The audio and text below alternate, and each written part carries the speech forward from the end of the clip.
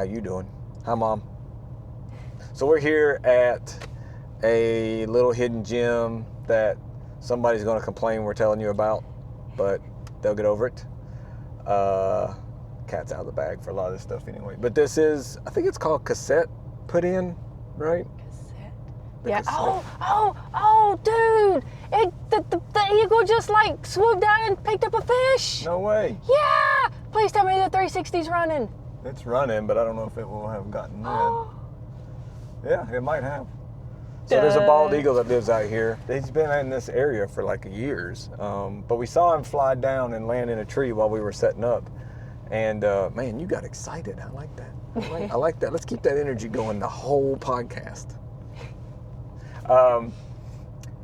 But yeah, we saw him go in and land in a tree while we were setting up. And then I didn't even see him. Lori obviously spotted him hitting the water, getting him a little snack. So yeah, this is, I think it's called Cassette Boat Ramp. It's right off of 129 south of the Dragon, right before you get to Poco Lodge, the road on the right as you begin to cross the bridge with the bad bump, basically, in front of Chiowa Dam.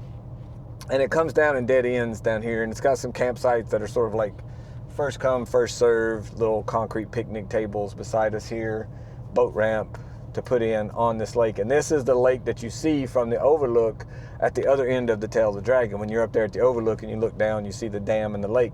This is the lake you see. And Lori's paddleboarded this lake. Mm-hmm. This water for this lake, it is a combination of the Chiowa River's water that comes in front of Poco Lodge and Chiowa Dam power station water that they use to generate power at Chiowa Dam, which is the dam that's fed by Fontana Dam. It comes, steps down.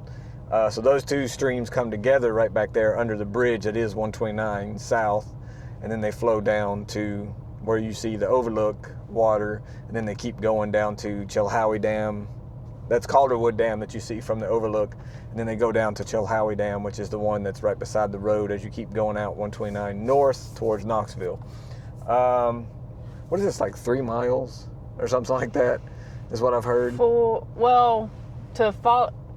4 miles as the crow flies, I believe. And I think it's about 4 miles whenever I paddleboard it, too. So we are on the south.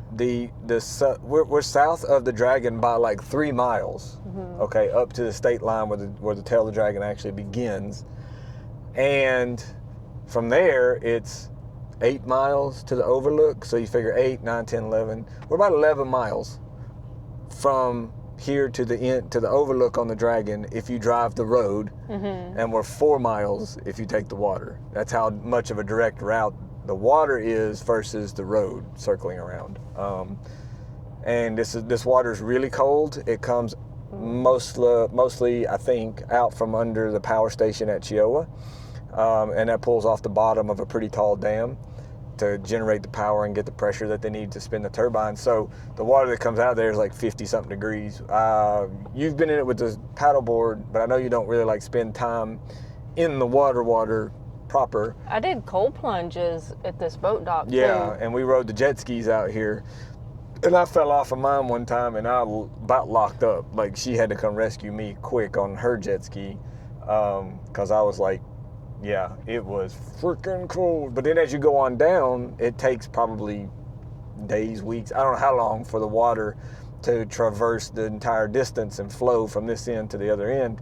But during that time, it warms up. And so at the other end, down by the overlook at the Dragon, that water down in there is pretty comfortable, fair to say. Yeah. And then it goes to Calderwood Dam and becomes cold again, probably. All right, so that being said, we're going to cruise out of here and head up across the Dragon, fill you in on what's been going on and what you can expect over the next few weeks. Can I pull forward? Come out of here. I think so. Let's see what happens. Drive over a camp. That doesn't sound good. Low carb problems. Don't come at me. Yeah, and there's some kind of dips onto the pavement, so you may have to kind of pull forward and back up again to get a good angle to get out up there. Yeah. Well, we could go down there, but there's people down there, and it's pretty much a dead end right there to the left. But that's where the little boat ramp is, and there's some campsites out past that boat ramp where it does a proper dead end. And then this right here is like a takeout for the rafters. So when they flow the Chioa, this is the, I guess, popular takeout. There's other places where you can come out, but most of them come down to here. And so what we're about to drive past on the right is the walkout from the water. You carry your kayak up, and then they have parking on the left for the various vans and buses and stuff that'll come in, pick people up, and then take them back up to their cars or back to the beginning, whichever the case may be. Interesting fact or tidbit about this waterway is that there are some kind of hidden campsites along the way that are only accessible by boat. And they're pretty cool, really nice view. If I can find my photos, I will pop those in so you can see what I'm talking about. If you've got a boat, kayak, paddleboard, bring it with you, and you can have some pretty exclusive and solitary camping out there. But yeah, there's one like up underneath the overlook at the end of the north end of the Dragon, where everybody stands around and parks and stuff down in the water. If you go, but you still can't get there from the overlook. You have to go in from right here in the water. Or you could go down to the put-in and then boat over to it, basically kayak over to it. So here we're at the beginning of that bridge right in front of Chioa Dam, so you'll recognize where we are if you didn't already. Clear. Little hot rod uphill here, so that's a rough transition off of that bridge onto the pavement here, so be careful there.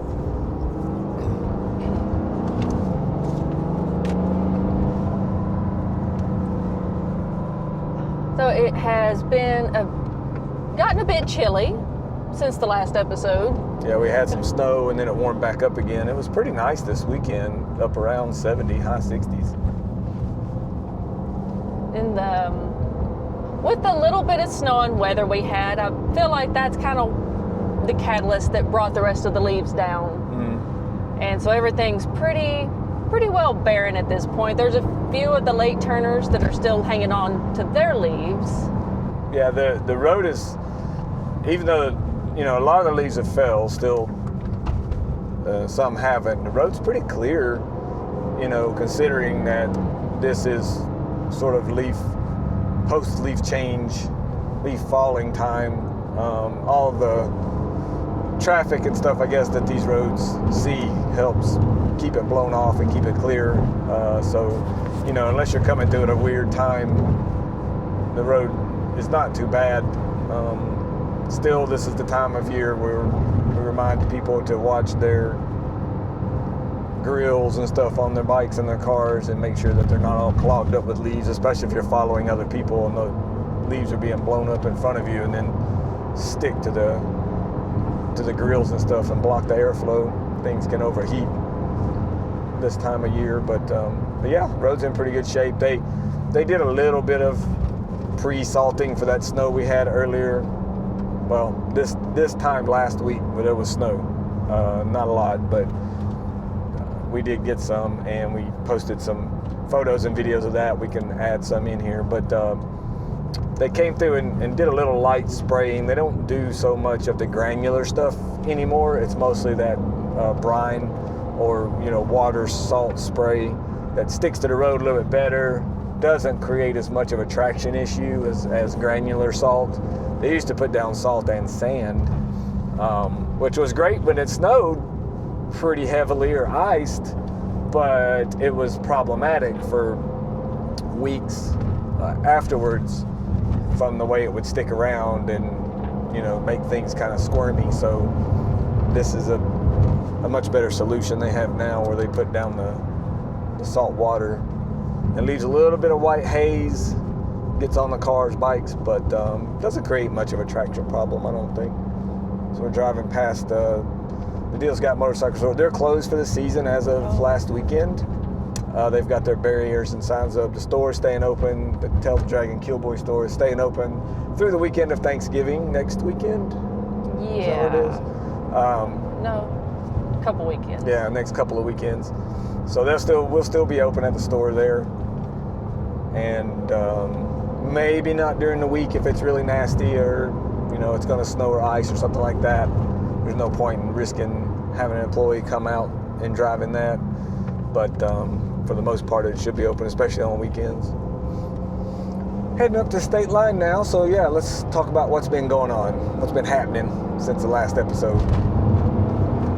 I will answer the trivia question from the previous episode, which was, what was the top speed Daryl has been in a car, and what car was it? So we had a couple of people take a guess at that, right? Yes. Yeah, I was like, I didn't know if you were getting ready to give away the answer. I'm like, no, we got to give the guesses first. I don't know the notes and script that she's got written out, so sometimes we kind of clap. Ooh, somebody's been off right there. That was new. So there's scratches and dirt right there. That's turn one. They brought the mowers through, so I bet that looked like a wreck though. I don't think there was scratches and then it was dirt pulled back up. I don't think that was a mower thing. But if they brought the mowers through, that could be a thing too. Anyway, yeah, so we're not always on the same page when it comes to the things that are being said on this. It's pretty impromptu from my end, especially. So bear with us. But yeah, we had some answers for the trivia question where we asked you to guess, or maybe somebody knew, but I don't think anybody knew the answer of what was the fastest I'd been and what kind of vehicle was I driving. So what was the guesses? The first guess was some kind of Porsche from Wolfpen. Okay. Wasn't that.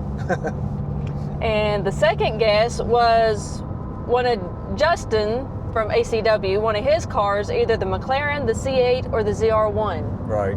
Yeah, that was... So good guess, but... Yeah, those are all pretty recent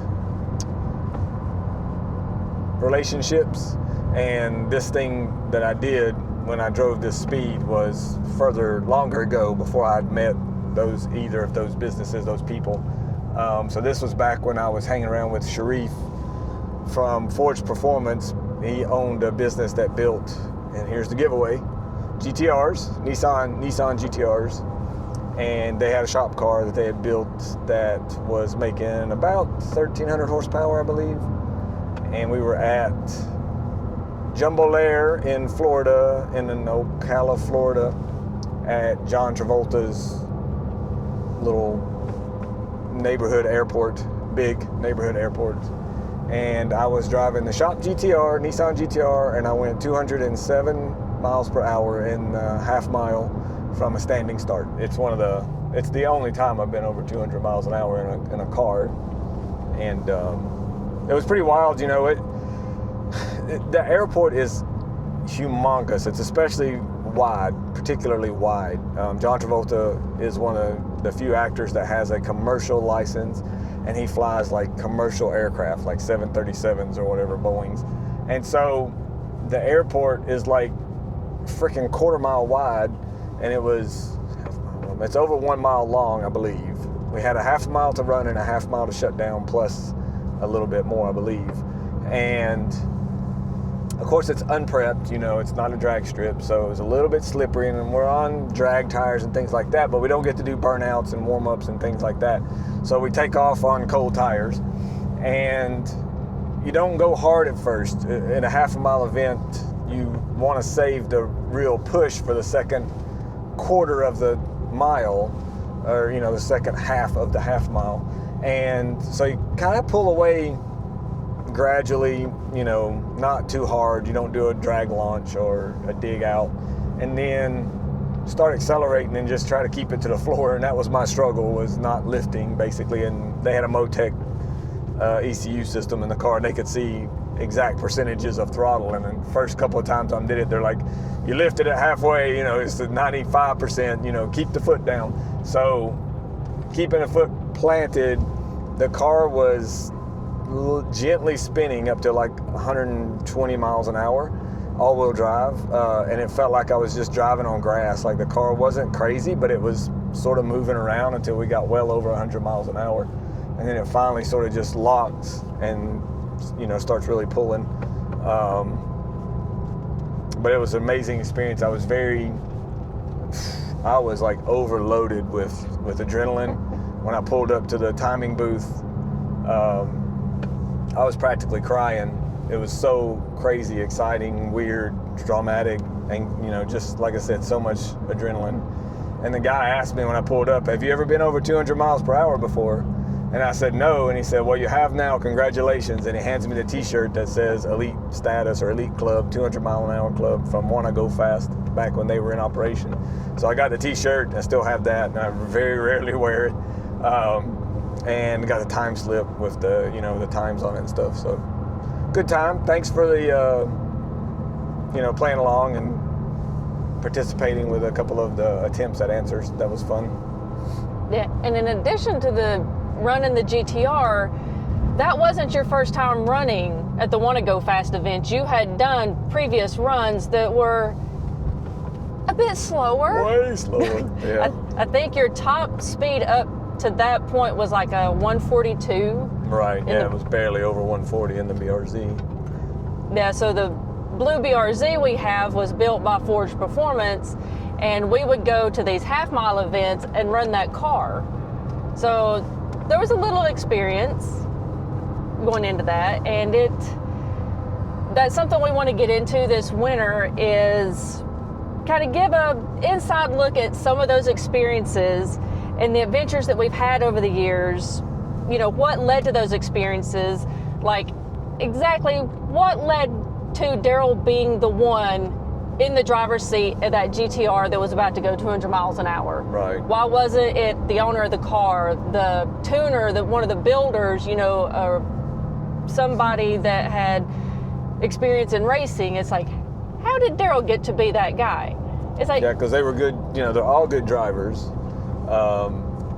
But the driving the BRZ was an interesting, even though it only went 140, it was like a 400 horsepower build, 450 horsepower build, rear wheel drive, and it was a handful all the way to the halfway point. Basically, that car was difficult to get off the line without blowing the tires off.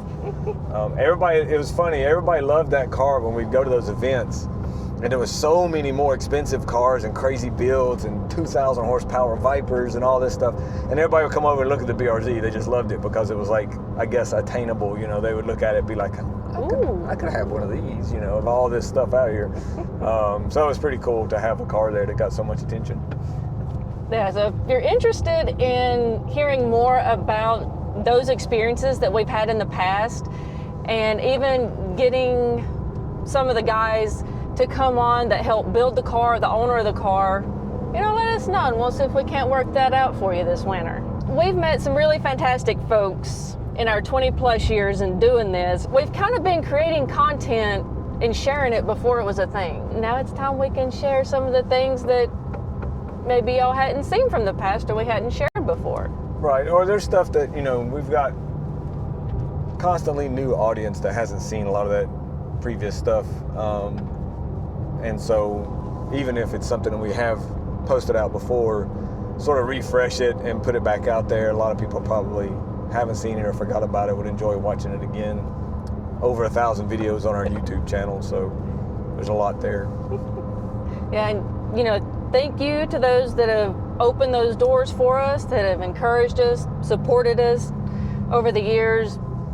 Y'all are appreciated, and we're looking forward to kind of digging some of that stuff back out and reliving some of the good old days, as they say. It's a humbling reminder when somebody, just takes a minute to say how much they appreciate what we do. It's crazy that we're having such a good time doing it. It doesn't feel like we should get that kind of reaction, I guess. I don't know. It's this weird thing, maybe imposter syndrome or something, but we just recently had somebody stop by, one of our photographers, and just stopped by, told him thank you for what you do, and he was kind of appreciative. The photographer said thank you, and he was kind of taking pictures, wasn't paying attention, and then the guy got on his bike and rode off. He's a regular local, and at the end of the day, the photographer was packing up and looked down, and there was like a little refreshment that he had left sitting in his little cup holder on his table by his laptop that photographer hadn't even noticed.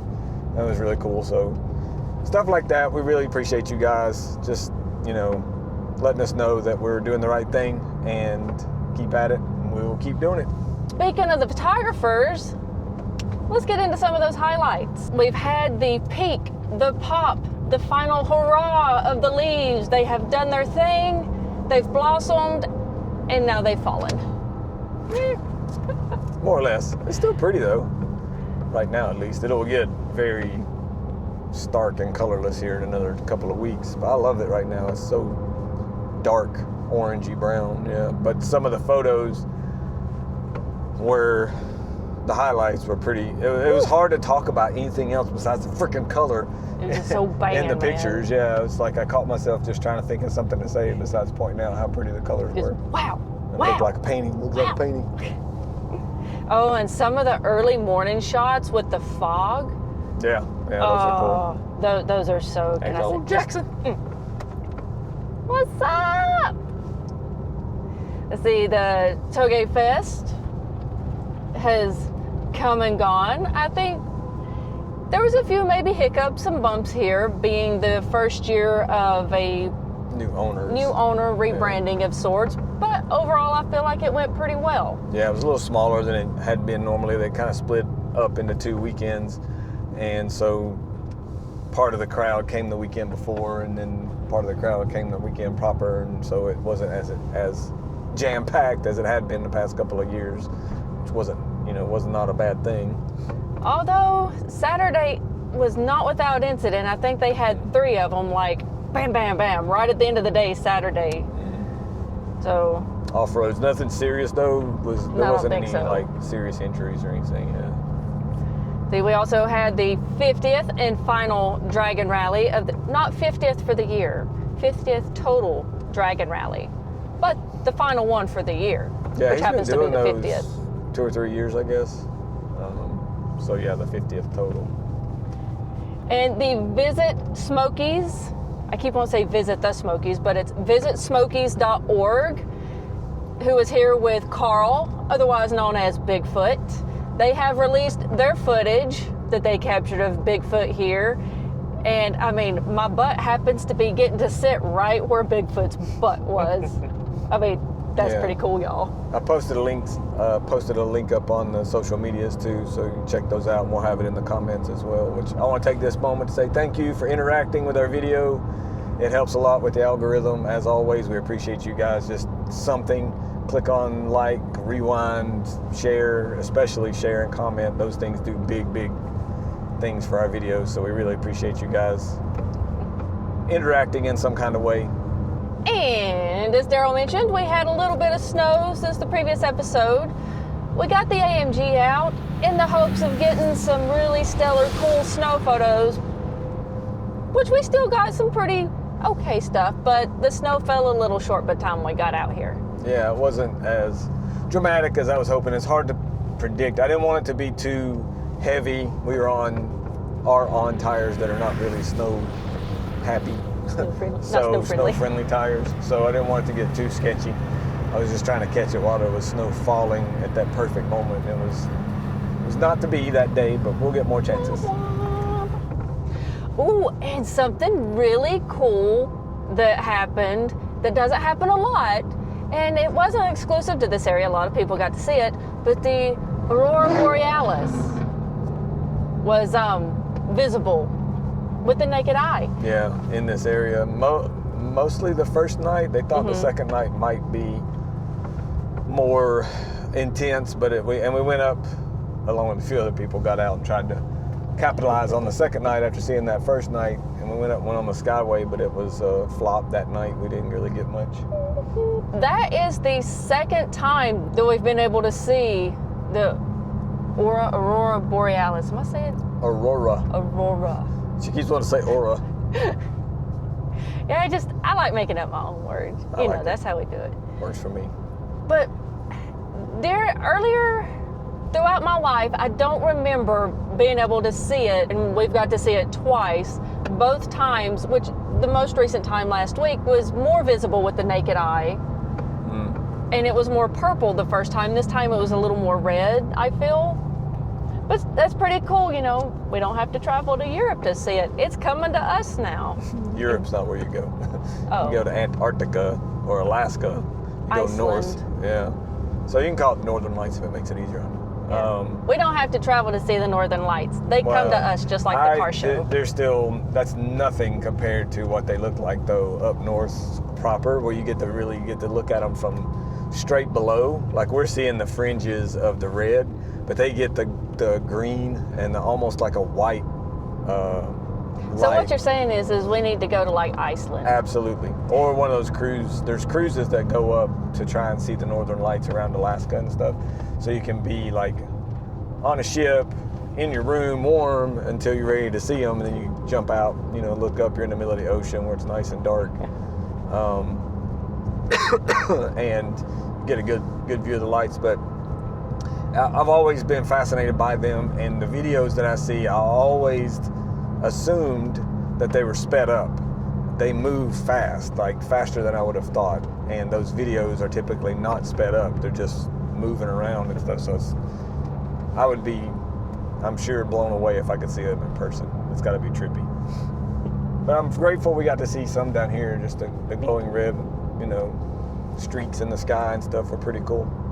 Man, can you imagine what the ancients, people 200 years ago would have thought about that? Yeah, even what we saw. Can you imagine, like thousands of years ago when people didn't know what it was, just to look up and see red coming up in the edges of the sky? Man, you're like, well, that's it. We're done. It'd be wild. And in other sightings, there were some Dodge, what'd you call them, press cars that were here recently? Yeah, they were doing some media content, letting media types come in and drive them and get their impressions on them or whatever. I believe there was some of them were electric, and some of them were the 6-pack or whatever, the turbo straight sixes. Yeah, they brought a few of those in and were running them around on the Dragon and surrounding roads. And then they went over to the drift track at Chilhowie Park in Maryville and the drag strip over there in Knoxville and let them, play around with those two areas as well. Oh, that's cool. Yeah. And there was one when we were at the store one day pulled in next to us, or it was already there when we pulled in, and when he got in and started it to leave. That's the first time I've heard one.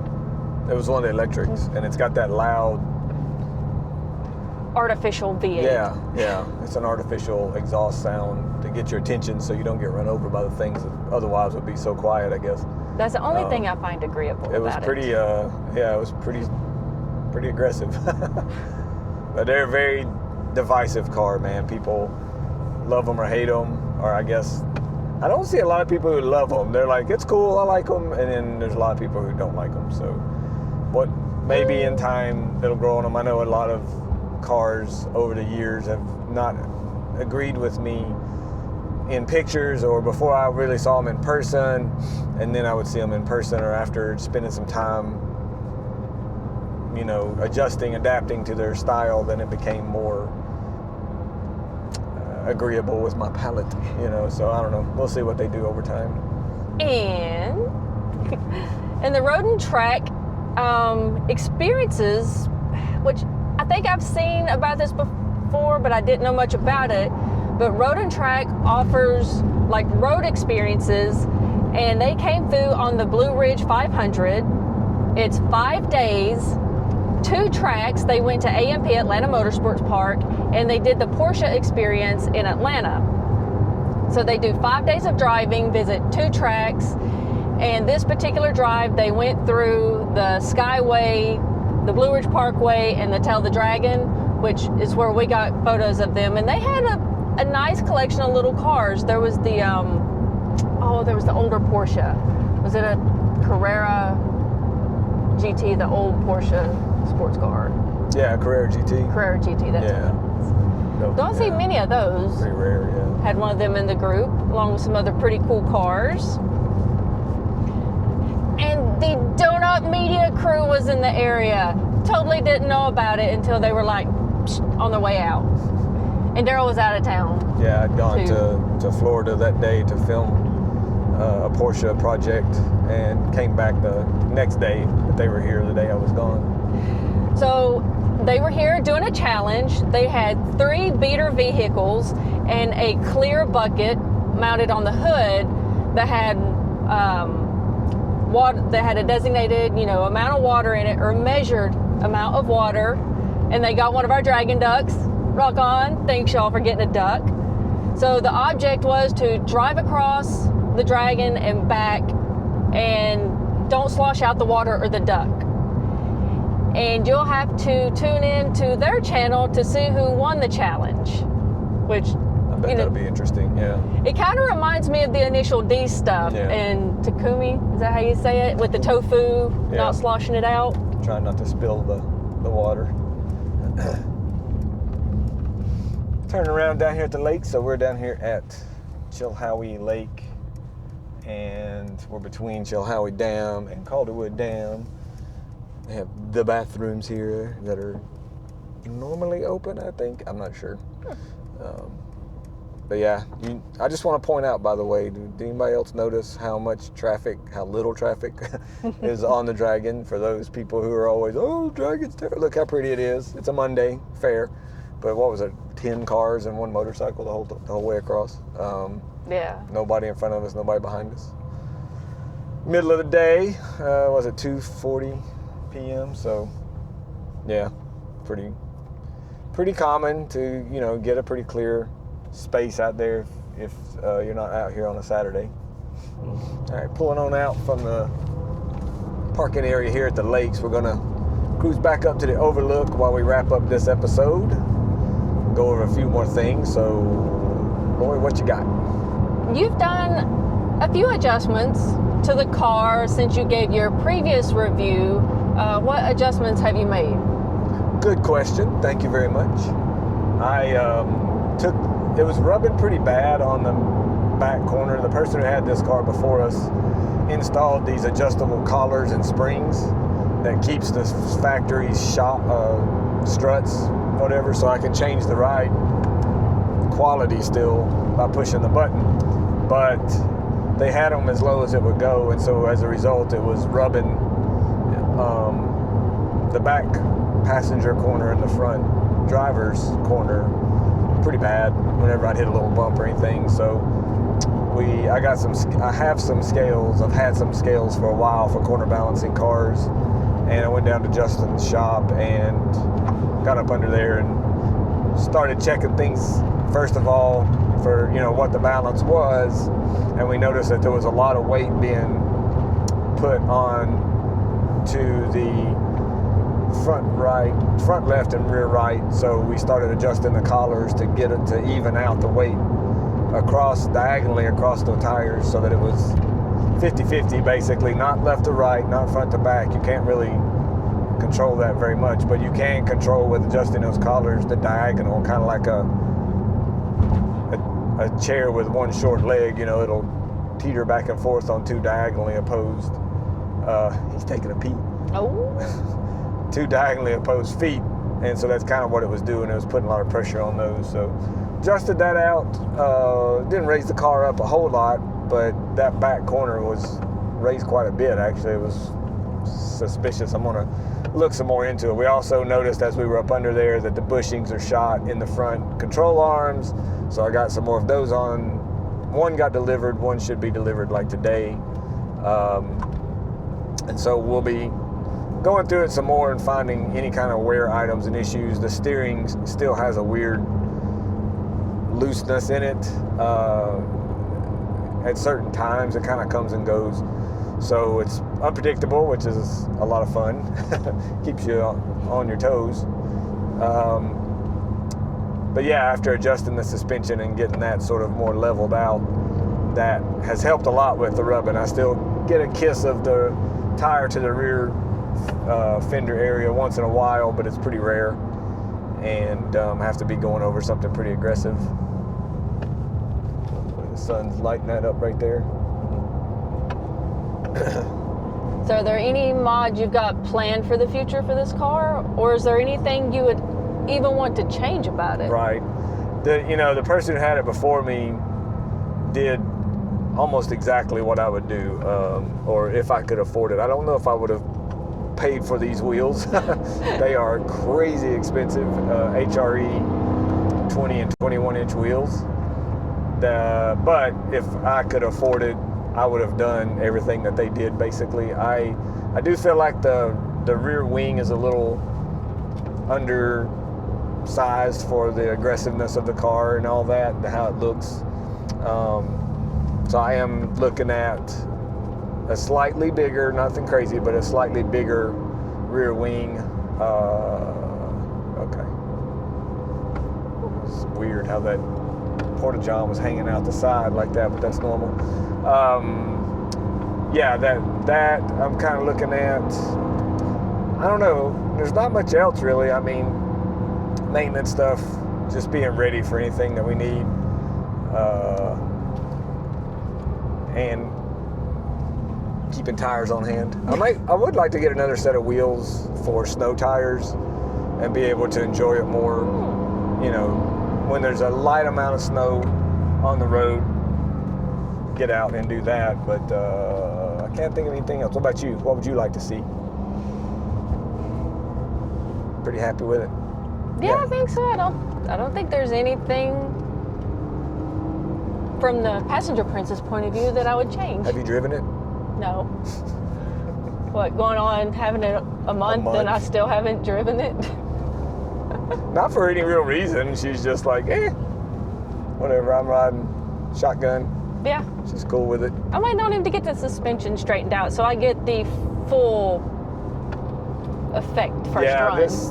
The steering thing is a little bit unsettling sometimes, so I can see how it wouldn't be appealing if you get nervous by things like that. So maybe once we get that sorted out, it'll be a little more friendly for jumping into and driving.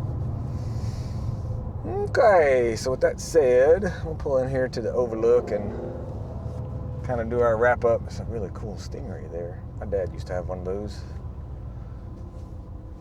That's a car, man. You talk about a design that has just never been copied. Nobody's ever come close to that design of that car. You know what I'm saying? No other car ever looked like that. Yeah. It's really something else when they came up with that. And we're gonna pull on up to local parking where there's no crowd, no people around, so we're not bothering anybody sitting there with the car running. If they're trying to enjoy a peaceful moment on the overlook. I'm gonna run up here to wrap up the video. So it's got this place, we call it local parking because locals would come in and park here to unload their motorcycles to go ride. It's the closest pull off to the overlook, and you can actually see the overlook from this spot, and it's got a pretty cool view when the leaves are off the trees like this, especially where you can see out similar over the lake and all that stuff. All right, and with that said, we want to say thanks you guys for tuning in with us. We really didn't have a plan coming into this and set a pretty ambitious schedule.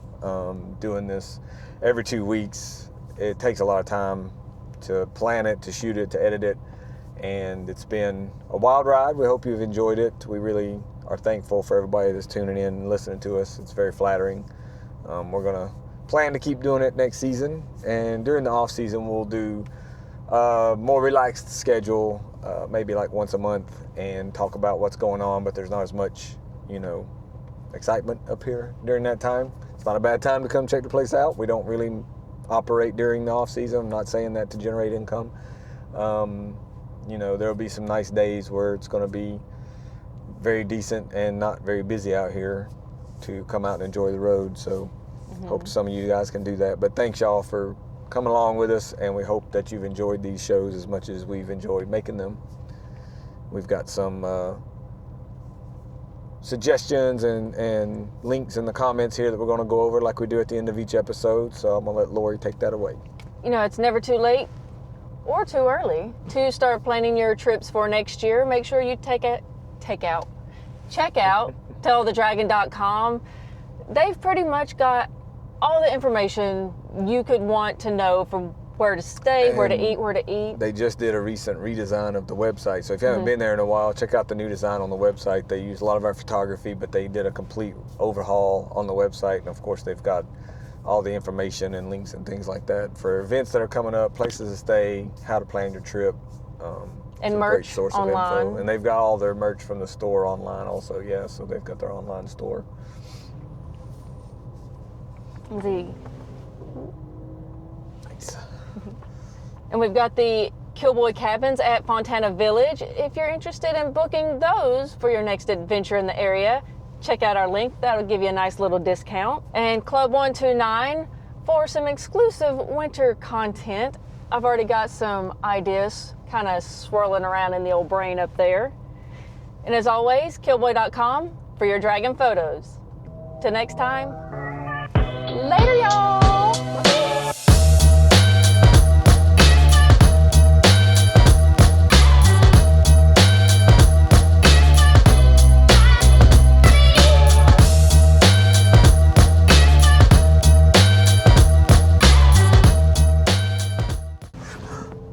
And for those of you who stuck around for the end, well, I always try to like to do something special at the end of my videos just for the people who hang in there. It's like a little reward.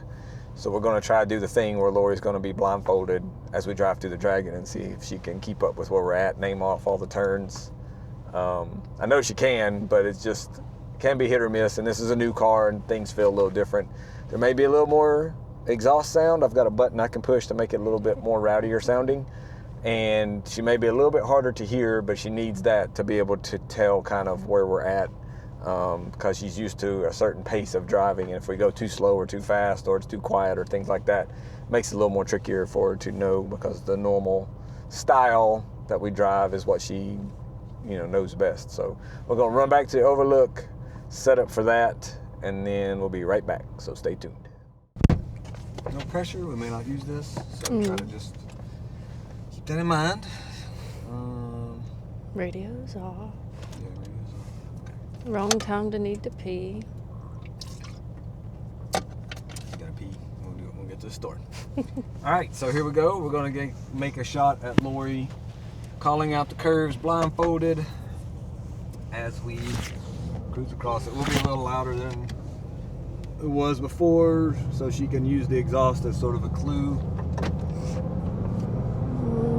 But I'll try to keep it reasonable. I know y'all want to hear the exhaust.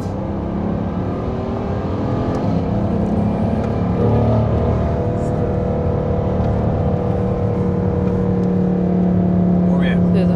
Going through the dips. Breaking up into local parking 1. Through the dip. Local parking 2. Right this way.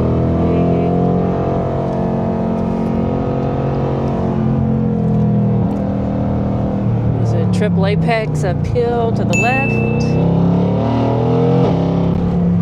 Pull off on the right. Turn to the right. Talk louder.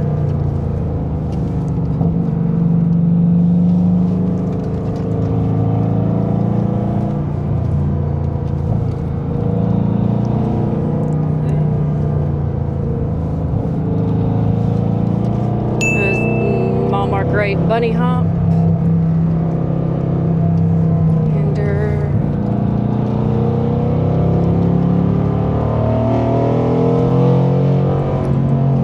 uphill. Going into the uphill cresting turn. Pull off on the inside. Going down into radar where the cops like to sit on the outside. Going uphill, long pull off on the right, left-hander, pull off on the left, going up into guardrail, another pull off. You can see where the semis have kissed the guardrail. Another pull off on the right, up into picnic tables on the right, where there are no longer picnic tables, but there used to be.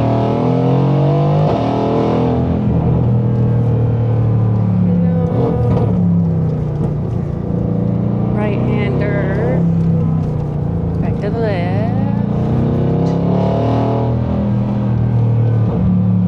Then we're going into 2 square. This is where the semi truck flipped the one time the gap got closed for a few days. We've come up behind traffic that pulled off in 2 square.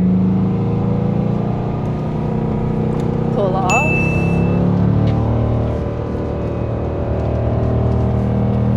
Pull off. Going into Mud Turn, another pull off, popular photographer spot. Saw a 350Z go off in there one time. Going down into Shaw Grave Turn, pull off on the outside. A little bit of a straightaway. Should I pull off there? Straightaway. Got a little dip. Zig out, straightaway. Pull off. Horseshoe, pull off on the outside.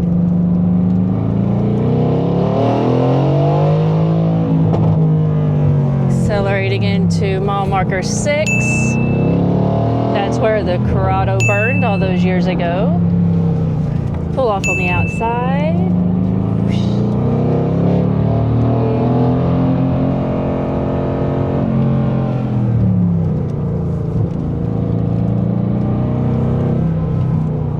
Going around Jedi. Down, got a rock face over there. Double apex around power lines.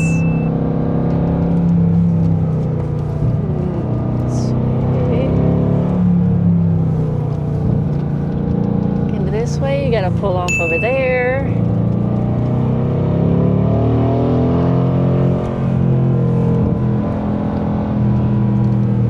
Then we're going into plateau, you gotta pull off there. Long straightaway. Pull off there, pull off there, downhill. Would you look at that view? Downhill, kind of double apex. Go back to the left. Back to the right, mile marker 5 right there. Got hit head on a bike right here. Going on around. Going to go into Shade Tree, what we used to call Shade Tree, but it's no longer a shade tree there. Pull-offs on the inside and outside. Nice little break. Another pull-off. Downhill. Nice little man-made berm there that I believe was put in the wrong place. Swift turn or tightest turn. Pull off there. Going down the wavy section, probably a pull off there, and then another one right there. Going into the tumble, this way, bike burned right there. Going down into 4.2, pull off on the outside. Minor bump in the pavement where they did a patch. And now we're going into bowl turn because, woohoo, it's like a bowl, spit you out. Long straightaway into Parsons, or the boob zone. Shout if y'all remember the boob zone. Going around Parsons Branch, pipe under the road. If you've seen the Red Bull video, cool shot there. And that's what, mile marker 4, by the way. Okay. Straight away, go through the dips. One of the few wheelies I've ever done on a motorcycle is right there. Straight away, left turn. Going up into Catch-All, which, I mean, this catches everything. Motorcycles, cars, all the things. And accelerate, pull off, and doo-doo. Saw a Subaru wreck there once. And you can always carry more speed through this turn than, you know, you kind of realize.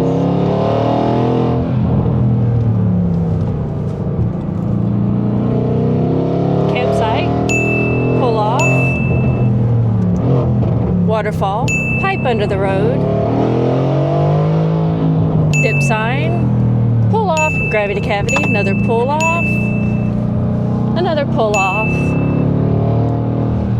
Nice little dip and uphill. Hey, guess what?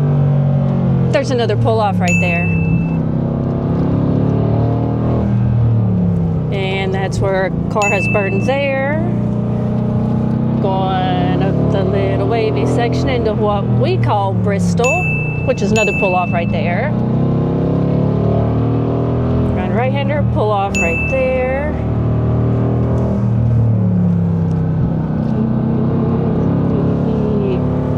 And did it. And did it. Sunset. And should be like a fallen tree right there. Believe a prowler went off in there one time.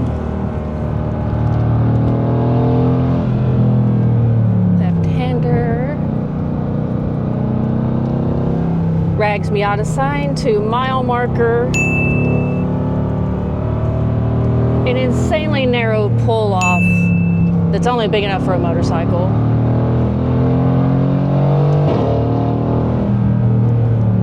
Down into NSX turn. Long pull off on the inside. Little drift turn. Then we're going to go uphill.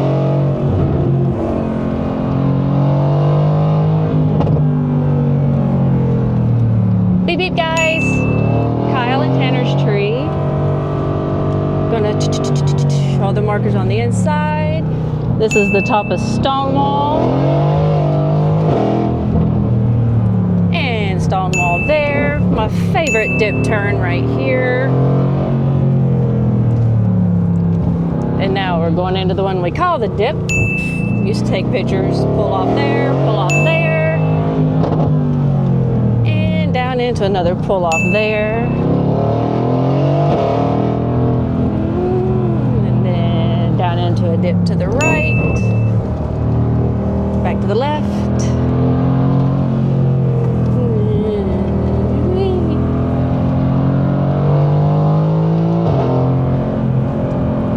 First local straight.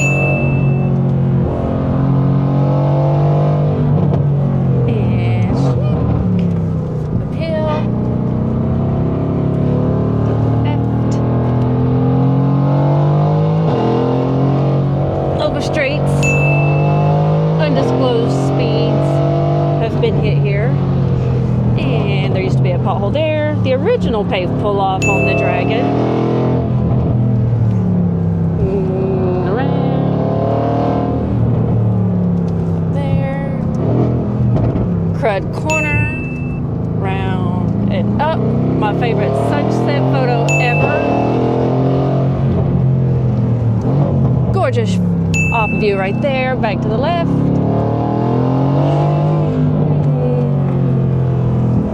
Pull off there, final dip, and we're going to cross the state line. Good job, babe.